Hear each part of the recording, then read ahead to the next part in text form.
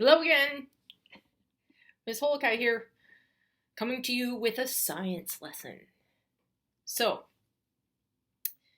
the snow melted, and I took my dog for a walk in the park because it was a nice day yesterday, and I looked in the pond and I saw all kinds of things floating in the pond.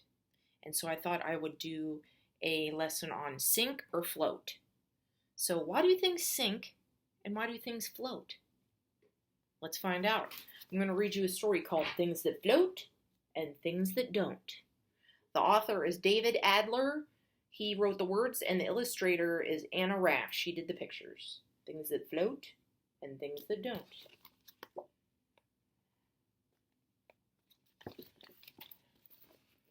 Our world is covered with rivers, lakes, seas, and oceans. More than 2/3 of the surface of the earth is covered with water. Before there were planes, people traveled across oceans from one continent to the next. They traveled and moved things over rivers and across lakes. Of course, before they could travel or move things by water, they had to know what things float and what things don't. A large boat that might weigh thousands of pounds will float. So looks like those are pilgrims, from the Thanksgiving story. See, their boat is floating. A whole crowd of people could be on the boat and it would still float. But if one of those people dropped a small pebble into the water, look, see that guy? Bloop! Hit that fish on the head. If one of those people dropped a small pebble into the water, that pebble would sink quickly. Pebbles don't float. So rocks don't float. You could have fun guessing which things float and which things don't. Fill your sink about halfway with water. Get a penny. A penny doesn't weigh much, but if you put it on the surface of the water, it falls right to the bottom. It doesn't float, it sinks. Get an empty plastic soda bottle. Fill it about halfway with water. It's much heavier than a penny, but see what happens when you put it in the sink. It floats. So this is a cool experiment you could do in your sink or even at bath time. Get some stuff from around the house and see what things sink and what things float.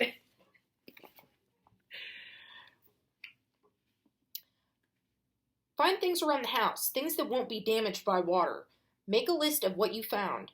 Next to each item on the list, write whether you think it will sink or whether it will float. One by one, put each item into the sink. How often did you predict correctly which things float and which things don't? It's not just weight that determines whether something will float, it's also the objects and the shape. So look, they're going to test an apple and a marble and a car. They made a little list.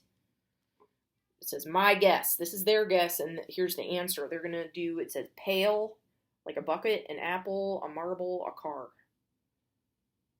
And they think, yes, the pail will float. Yes, the apple will float. Yes, the marble will float. No, the car will not float. And then they tested it to see if their answer was correct. So they were right on the pail floats. They were right on the apple floats. They were not right on the marble sank. And they were right on the car sank too. Okay, let's see here. What is the density of water? Have you ever filled a bucket with water and tried to lift it? Water is heavy. Look at that little boy filled up his bucket with the hose, and it's very heavy. A cubic foot of water, enough water to fill a box 1 foot high, 1 foot wide, and 1 foot deep, weighs a bit more than 62 pounds. That's a lot. Something that has a lower density than water, if it weighs less than 62 pounds per cubic foot, something with a lower density than water will float. So, there's that cubic foot of water. It's 62 pounds. 1 foot across, 1 foot deep, 1 foot from side to side. So if an item, if you throw a thing into the water and it has a lower density than the water, it will float like this feather in this leaf. So the rule of thumb is if it's light, if it's really, really light, it's going to float. If it's heavy, it's going to sink. Do apples float? 1 cubic foot of apples weighs about 40 pounds. That's less than the density of water, because remember, a cubic foot of water is 62, so 40 is less than 62. Apples float. You should test it. Does a bar of soap float? 1 cubic foot of soap weighs about 50 pounds. That's less than the density of water. Soap floats. So 50 is less than 62, so soap definitely floats. So look, he tested it out. See that apple floating?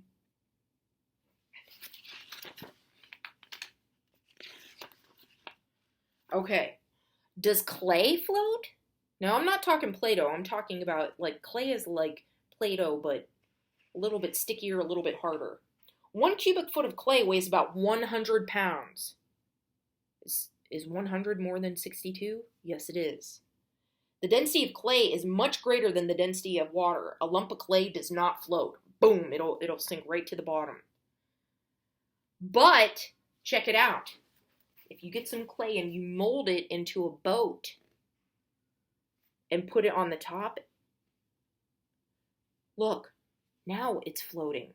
You want to know why? A lump of clay and the boat are made from the same thing, but the boat takes up more space than the lump of clay. That's because of its shape. The boat encloses air, so there's air inside when you mold it out. And whenever you put air in something, it makes it lighter.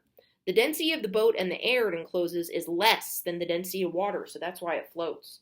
So if you have a lump of clay, boom, it'll go down to the bottom. But if you mold it into a boat, there's some air in it and it'll float. Now look what he's going to do. Now with the clay boat in the water, take a look at the sides of the boat. The boat is not really floating on the water, it's floating in the water. So a little bit of it is still in the water. Part of it is beneath the surface. Put a few coins, marbles, or pebbles in the boat. As the boat and its contents get heavier, more of the boat goes beneath the surface. As the clay boat sinks lower, it pushes water aside. It displaces water. The weight of the water the clay boat displaces equals the weight of the boat and its contents. So, check it out. He put a marble and some pennies and some rocks and a Lego guy. And the more stuff he puts in that boat, the heavier it gets, but if he fills that up too much, what's going to happen? It's going to sink. Okay. So, I thought we would do an experiment with sink or float. I have a container of water here. And I have some objects, and we're going to try to predict. That means use our brain and guess. Is it going to sink or is it going to float? Now, check this out. What's that? That's a rock. Rocks are heavy, right? Do you remember the beginning of the story when that boy threw the pebble and it hit the fish? What happened? See what happened. Is it going to sink or is it going to float? Ready? Oh, right to the bottom. It sank. Then we've got a rubber ducky. Do you have a rubber ducky in your bath? What does the rubber ducky do when it's in the bath? Does it sink to the bottom or does it float on top? Let's see what happens. He's floating. He's on his side, but he's floating. He won't stand up. Oh, I have a smaller rubber ducky. Let's see if this will work. Come on, rubber ducky. There he goes. He's floating. Ha ha ha! Okay, because remember, light things float, heavy things sink. So let's try the penny. Do you remember? They were the boy and the girl in the story were testing a penny in the sink. What happened? Let's see. Because this is made out of metal. Most of the time, things made out of metal will sink. Ready? Oh, right to the bottom. It sank. All right, let's try, this little sponge. It's very, very light. It's not heavy at all. So what do you think? Is it going to sink or float? Let's see. Ready? There it is, right on the top. It's floating. Let's try, ooh, a key. A key is made out of metal. Let's see. What do you think? Ready? Oh! Right to the bottom. It sank.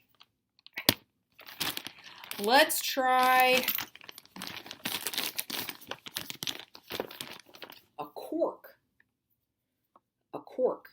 This is what's at the top of wine bottles to keep the wine fresh. Now, a cork, I'll let you know, has a lot of air in it. A lot of air in it. So when something has air in it, what happens? Does it sink or float? Because air is light. Let's see what happens. Ready? Flip. Oh, there it is. It's floating. Let's try one more thing. I have here, ooh, it's a block, but it's made out of metal. It's pretty heavy, actually. What do you think? Sink or float? Let's test it. Ready? Bow. Right to the bottom. It sank. So try that out at home. It's so much fun. Take some things around the house and take a guess. Say, I think it's gonna sink. And then test it and see if your answer is correct. All right, bye.